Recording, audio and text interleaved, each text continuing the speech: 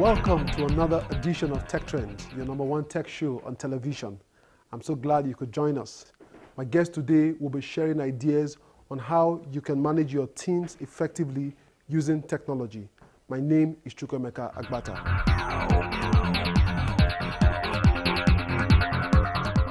Behind every successful enterprise is a good team, but then one of the greatest challenges organizations face is management of their human resources. This is something that happens at various stages of the organization, starting from when it was a small company to when it becomes a giant conglomerate. But can technology really help organizations manage their teams effectively? Abise Ajayi is here with me to shed more light on this issue. She's the founder of I&T Consult, an adaptive innovation technology solutions development and training company. She has over 10 years experience developing solutions using Microsoft and Oracle technologies with the highest certification to show for it. She is a developer by day and a public speaker by night. Welcome to Tech Trends. Thank you very much.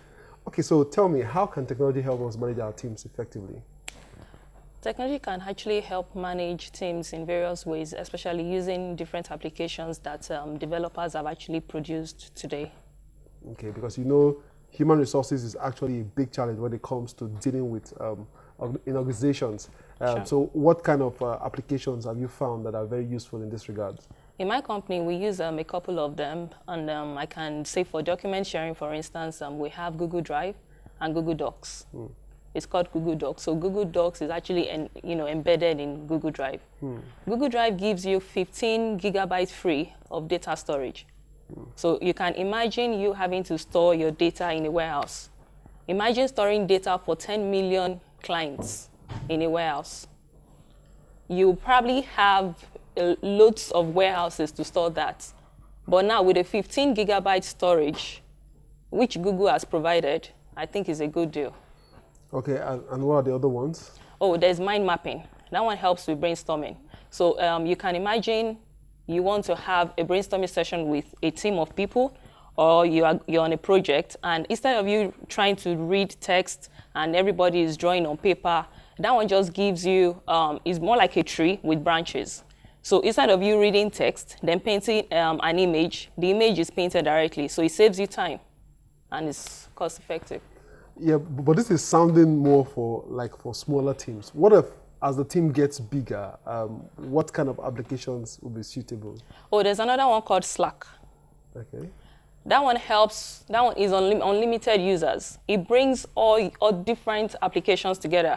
So instead of you going out of a particular application to check what's going on Twitter or what's going on Gmail, you can have everything together. It has channels, so if you have like various projects you're working on in your company and various, a particular project gives you different team of people.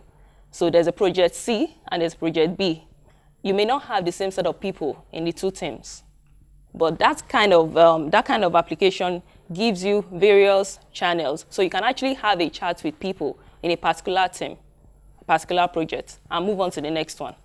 For instance, you've been using this application for, let's say, 1 week, and you need to search for a particular keyword.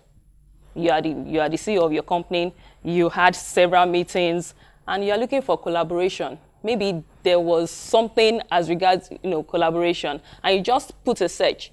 This application searches through everything you've spoken about for a period of 1 month, 2 months, 1 year, and it just lists everything for you in terms of collaboration.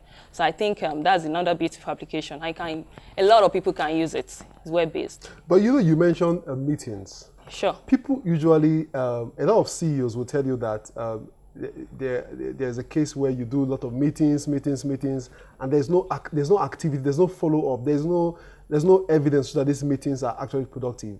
What can technology do in that regard?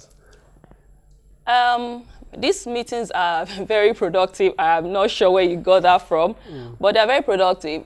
Instead of people coming together physically to meet themselves at locations, people actually carry out meetings on Skype, on Slack, and with lots of applications in that line, and they are actually very effective. Yeah, but what I'm saying is that, the follow-through, the follow-up process, is there a tool that can help monitor that from one level to another level until the task is completed? Yes, same applications.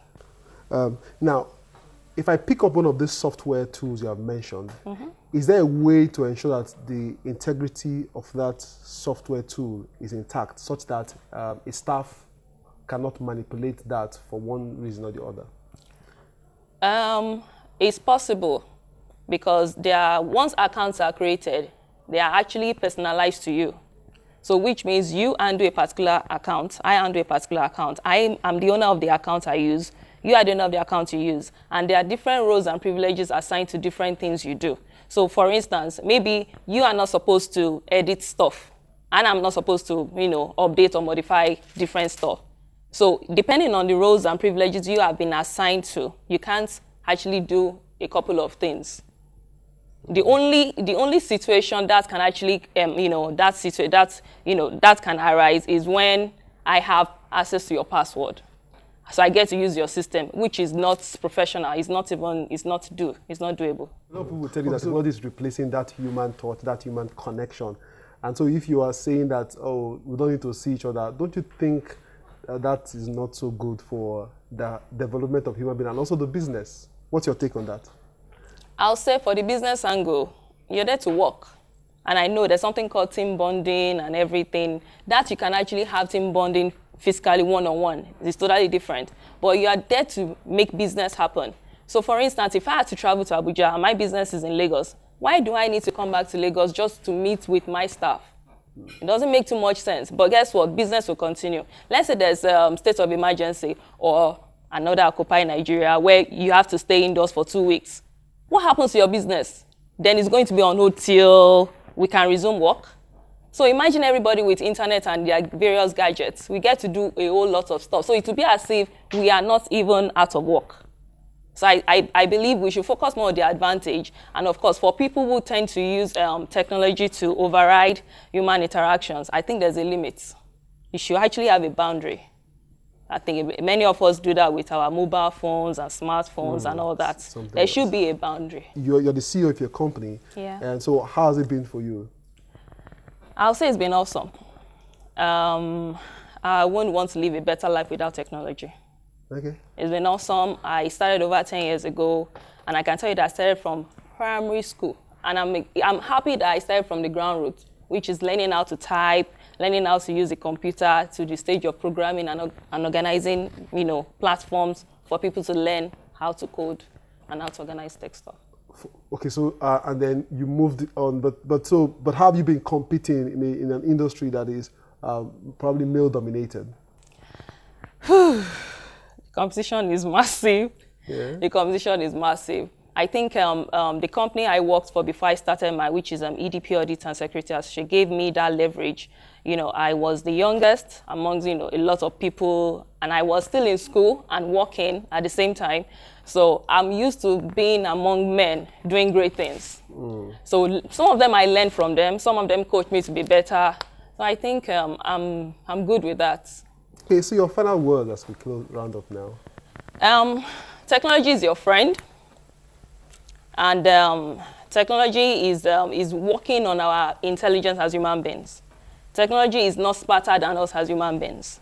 And I think that's one of the reasons why I organize some of the conferences I do with girls and university students to actually embrace technology. It's not a big deal. Yes, I was going to ask you what you're doing to encourage more women to come into technology. Sorry, I've been doing that for a while now. I go to universities, like a campus tour. So we organize conferences that bring in seasoned speakers and startup owners. So they've done so much in life in technology, so they can actually encourage people to see what they've done and how they can do it. I have one on the 9th of May, for instance. All right.